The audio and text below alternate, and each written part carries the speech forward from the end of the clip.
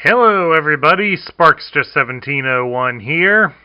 It's time to take a look at another vintage Transformer toy, and we're looking at one that's about to get a new version released in the Earthrise line.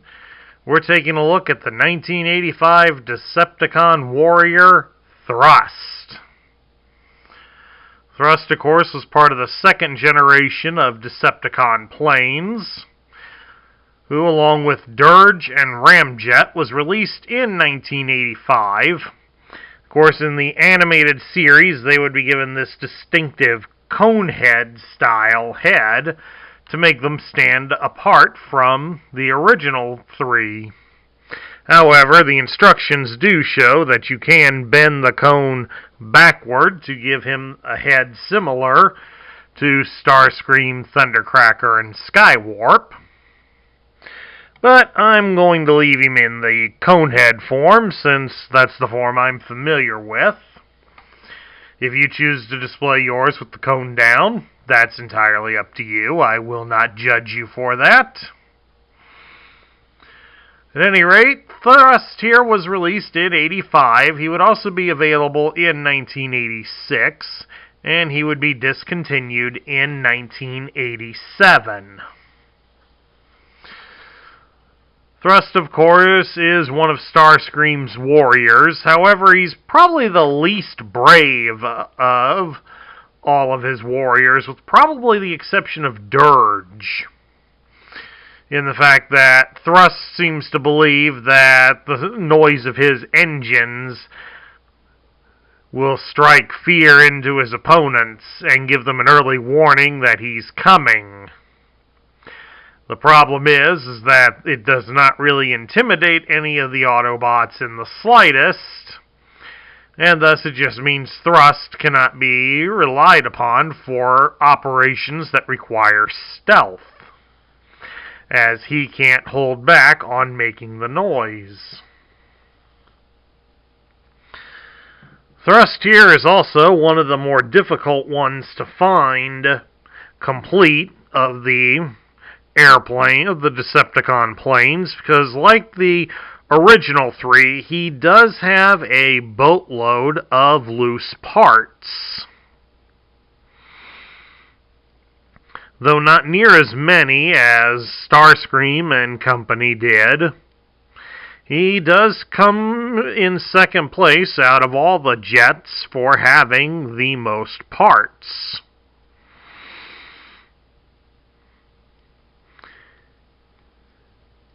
Now, as for articulation on this one, he's just like his brethren that all share the same body, in the fact that you can basically rotate the arms.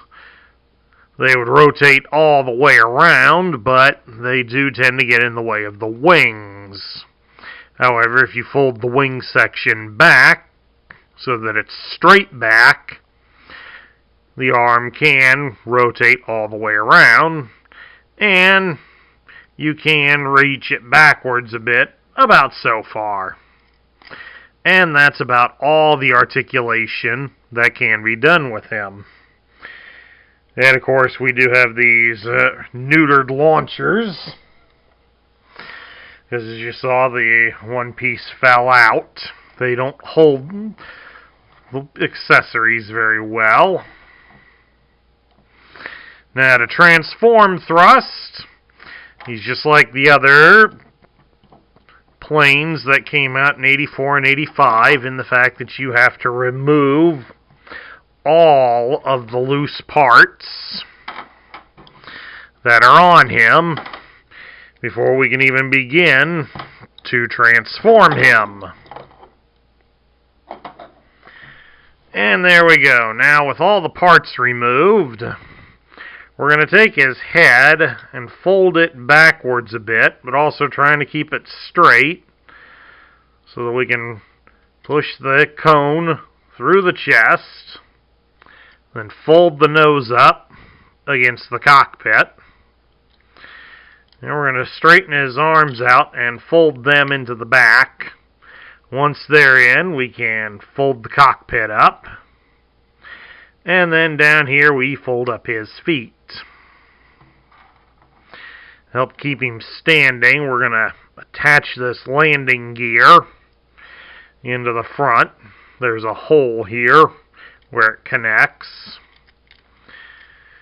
Unfortunately, due to play wear, the cockpit doesn't snap in place. These side sections here, we're going to fold down to the side, so the hole's at the side. That way, the wings can be attached. They don't necessarily go all the way in, so don't force it. You don't want to break the wings. And then, of course, we attach the tail fins here at the back. They've got a special hole with a notch in the sides, so the things will only go in a specific way. And then, of course, for firepower, we get the missile launchers and drop a missile in them. And then the launchers attach right here, conveniently underneath his engines. So, definitely he likes taking risks here. Not only does he like making extra noise, he keeps his missiles right underneath them. And there you have it, folks. Thrust's alternate mode is in a modified F-15 Eagle, since he's basically sharing the same body as Starscream and company. But thrust here has been modified to be one that is capable of vertical takeoffs and landings. So that gives thrust a little bit more of an advantage in some battle situations, which is drop the missiles again out of that launcher. Try to wiggle it here underneath the tripod with my feet. There we go. We're not going to put it in. We're not going to put up with it falling out all the time. But as I was saying, with him having these vertical takeoff and landing engines, thrust is the only Decepticon jet capable of hovering in a location, thus giving him a different style of attack compared to his partners in crime. It would also mean that he could take off and land in areas that the others wouldn't be able to, but that's kind of a moot point, since they seem to be able to just jump in the air and transform and be able to instantly fire their engines off with enough force to keep them airborne. How that works is beyond me, but apparently it does work. And aside from the fact that the nose doesn't stay locked in position here, the toy does swoosh pretty good. Of course, if you're looking to do it with one of these older ones, you're going to have to do it with your hand holding the nose in. That kind of loses it a bit, but all in all, it's still a pretty nice toy. Let's take a look at all of Thrust's accessories right now. As you can see, he does have quite a few, but like I said, he has slightly less than Starscream, Skywarp, and Thundercracker, due to the fact that those three had 2 pieces each. They had 4 pieces each that formed their tail fins. 2 that went from side to side, and 2 that went up and down. Whereas Thrust just has that combined into one solid piece. Or in this case, 2 of them, since he has 2 tail fins, a right fin and a left fin. They're not labeled as such, but as you can imagine, obviously this side would go up. So you'll need 2 of them that are like that.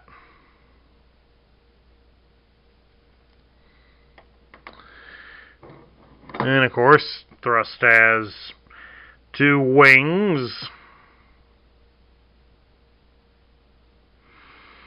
And of course, on the underside they're kind of plain, but they do have the hole dead center in the engine. So I guess if those engines vibrate or overheat real good temperatures, he could set off his own missiles.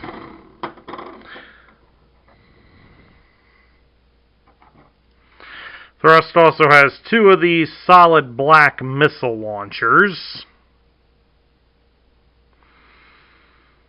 As I stated earlier, the launching mechanism is neutered on these due to American toy laws at the time he was released, so the missiles have no propulsion whatsoever and barely stay in. So there's 2 of them there. One universal piece that he and all the other planes, save for Cyclonus and Scourge, all shared is the front landing gear, which is just a black plastic stalk and 2 metal circles to represent wheels. As you can see with how skinny this piece is, that's one of the hardest ones to find. But since all of them have it, shouldn't be that difficult. Thrust also has 2 fists, a right fist and a left fist. Because they each, you can see it here at this angle, they each have a thumb on the top. And of course, these are the later issue ones, so they have the U-shaped slot on the inside. And on the outside too, it's all over. Unlike Thundercracker, it's the same fist color as Thundercracker, but some early Thundercrackers, this U was not present on them.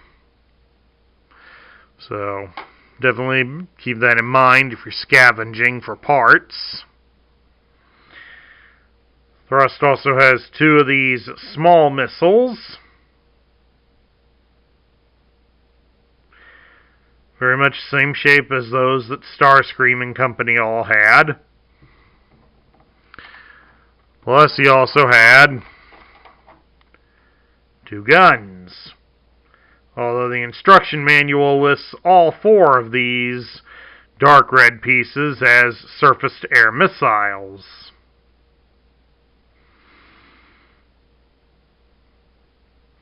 So basically, if that be the case, then you have 2 long and 2 short. At any rate, that's all of the parts for Thrust. Now we'll take a brief look at Thrust's instructions. As you can see, like I said, they've got him shown with the nose cone down. I went with the animation style, since that's how a fair amount of us are more familiar with him. And then here we go. Shows you all the parts, and like I said, they label all the weapons as air-to-air missiles.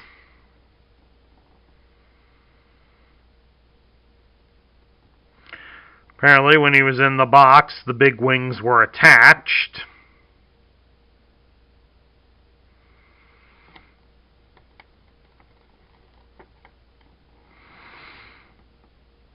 And then you go through all this process here to change him over.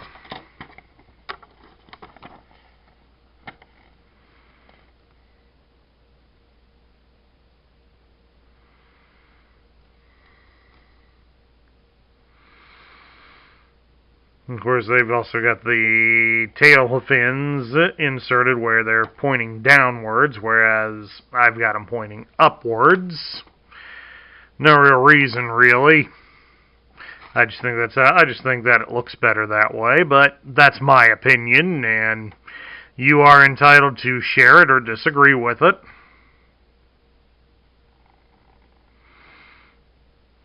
I like the fact here that they show him carrying 1 small and 1 large of the air-to-air missiles. That just looks weird.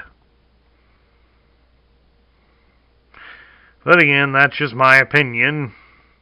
Does not necessarily reflect that of the management. And of course, at the end, we've got how to rub the rub sign, save your robot points, and how to read the tech specs. As they always ended. And as soon as we can get this folded back up properly, just like folding up your maps, we'll reach over here and we will get his tech spec decoder. The tech spec, and we got the decoder nearby, but let's go over the specs first. It's all done up in purple to show he's a Decepticon. It even says he's a Decepticon. And this would be the same picture that would be on the front of the box. And again, it shows him with the regular head instead of the cone head.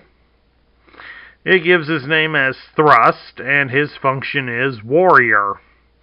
His motto is, "My engine's roar is my enemy's song of doom." He rattles the air with the roar of his jets, believes half the battle is won if the opponent is, quote, psyched out, unquote, by his mere arrival, so he makes no attempt to be sneaky. Pompous, loudmouth, braggart, and not too brave. Sudden, powerful accelerations can topple nearby buildings.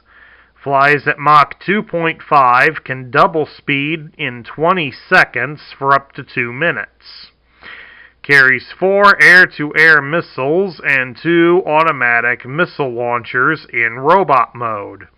Okay, so apparently these guns are missile launchers. They must be shooting awfully tiny rockets then. At any rate, let's lay the decoder over the graph and take a look at his stats. It says here that his strength is 8, his intelligence is 6, his speed is 9, his endurance is 6, his rank is 5, his courage is 4, his firepower is 8, and his skill is 7. So the only real disappointing stat on him is his courage. So Thrust is not exactly a very brave warrior. Now we get down to my thoughts. What do I think of Thrust? Thrust has the potential to be a decent Decepticon warrior. As it's shown there on his specs, he's got good stats in just about every category that counts. The only problem is that he is noticeably not brave.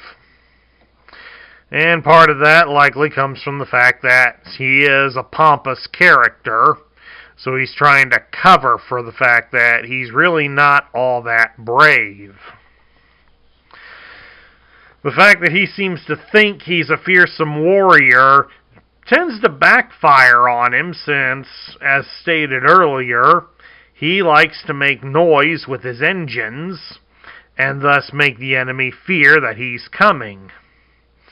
Now, while that can be an effective battle tactic, as a lot of various war media has shown that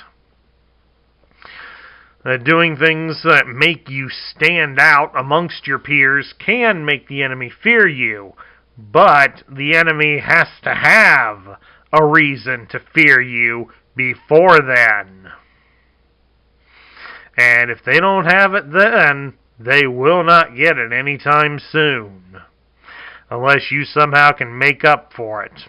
And with Thrust's lack of courage, he's not going to be doing that anytime soon.